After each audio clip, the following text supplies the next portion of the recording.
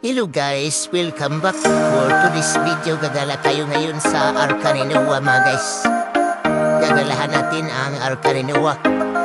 So ito yung makikita natin na view sa labas mga guys. Ito yung view na makikita natin sa labas. Ayan, sobrang taas pala ng Arca-Ninoa. Pasok na tayo mga guys. So welcome again to Noah's Ark mga guys.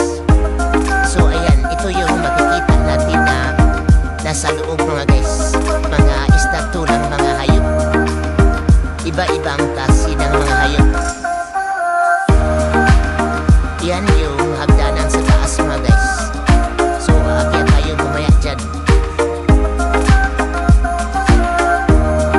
So ito na yung second floor mga guys. Ayan, may mga klase-klase ring hayop dito. May lion at zebra at kangaroo.